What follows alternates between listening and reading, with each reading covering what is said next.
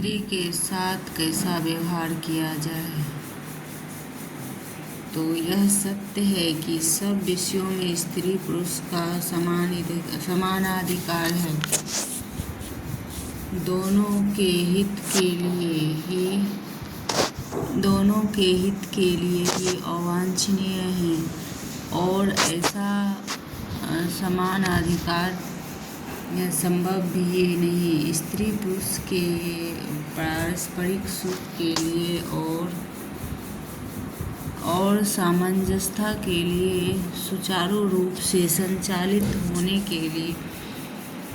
के लिए दोनों में कार्यों का मर्यादाओं का भेद आवश्यक है। और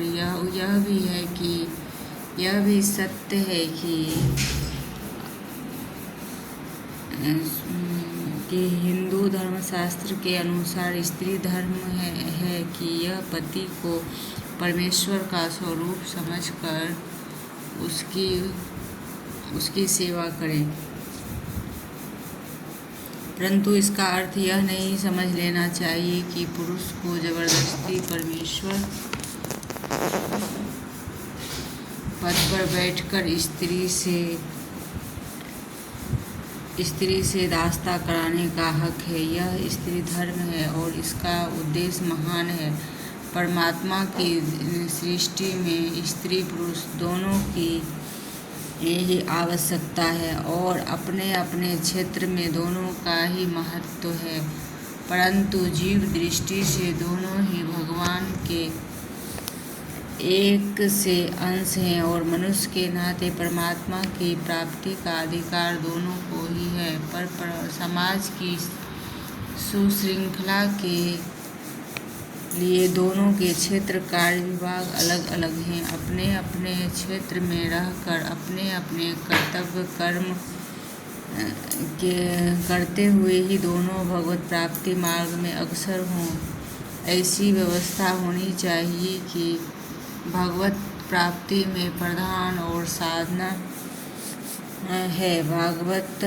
भगवदाकार वृत्ति स्त्री का क्षेत्र पर है। उसका प्रधान कार्य गृहस्थी की संभाल है। उसकी भगवदाकार वृत्ति कैसे हो, इसलिए यह विधान किया गया कि स्त्री पति को परमेश्वर और घर को परमेश्वर का मंदिर समझे और घर संतान की सेवा संभाल और तथा पति की परिचर्या के द्वारा ही चित्त को भगवदाकार बनाकर भगवान को प्राप्त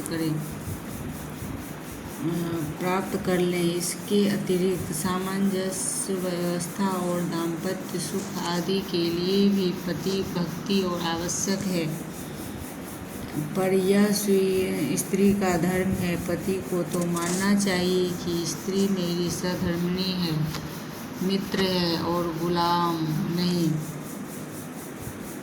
उसके साथ ऐसा प्रेम का बर्ताव करना चाहिए जिससे कि उसको सुख पहुँचे और उसका अपमान ना हो,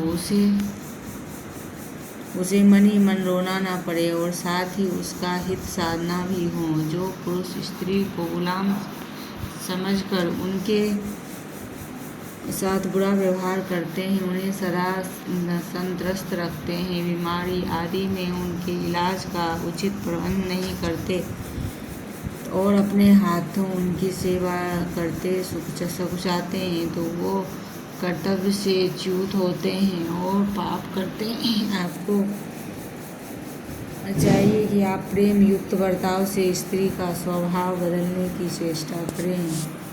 धन्यवाद।